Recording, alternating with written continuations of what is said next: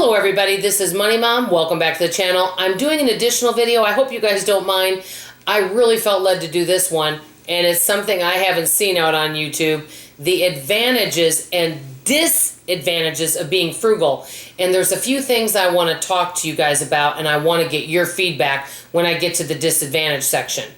All of us know the advantages of being frugal, so I'm going to go over this very quickly. Number one, most frugal people have a habit of saving. You really want to save a huge portion of your income to prepare for a rainy day and other goals. Number two, you're usually not late on bills and you have a budget. Number three, you plan ahead.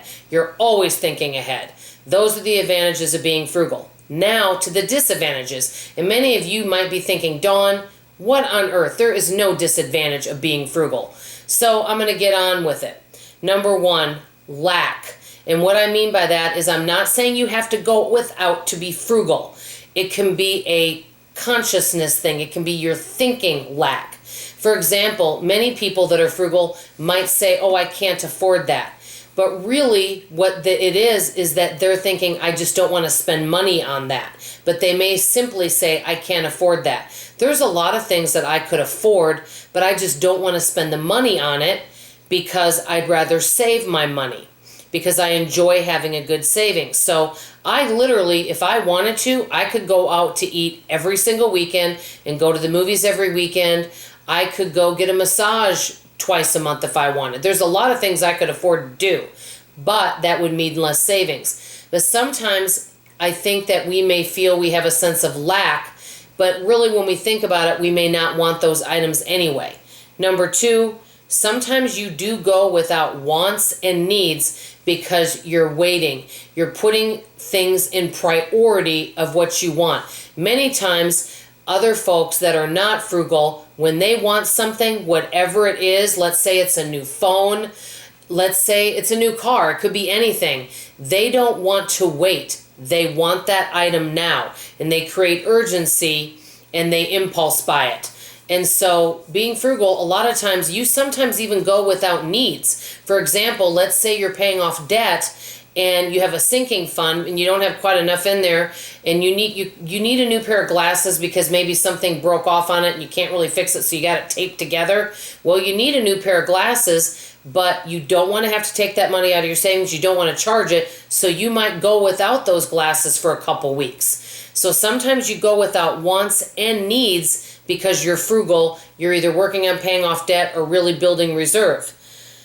Number three, you may not socialize as much. And when I say that is it depends on your group of friends. Many of my friends are frugal, but many of my friends also do spend more money than I do. There's nothing wrong with that, but they go out to eat more often than I do, and they do enjoy, they do enjoy maybe socializing more, going out and maybe having a cold beverage and things. So sometimes, and they also shop more than I do. So there's many times where I don't go out to eat with them or I don't go shopping so that I don't spend money. So sometimes it does cut into your social life because many times social activities you're invited to are involved spending money. Number four, and this is the thing that I wanted to talk to you guys about because I have to tell you about what happened to me today. You have to say no a lot.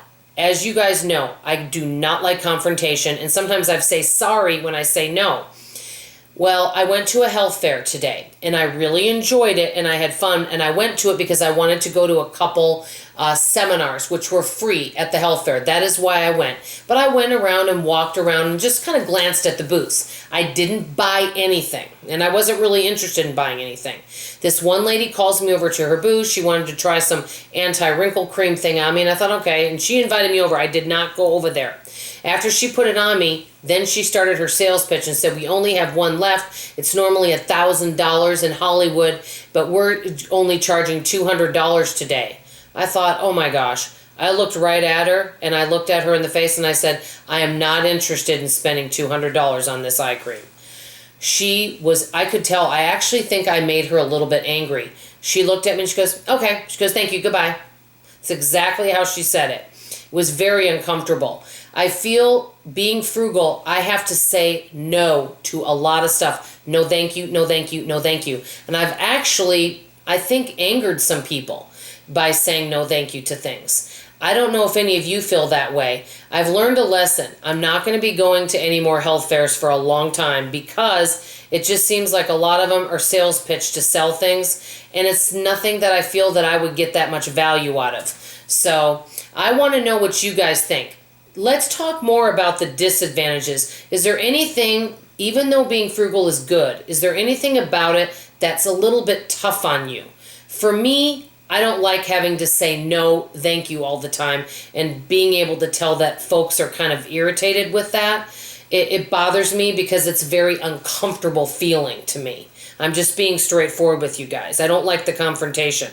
So I'd love to hear your feedback on this. I feel it's a really good topic. Thank you guys. Let's have dialogue in the comments below. I love you and I appreciate you. Bye-bye.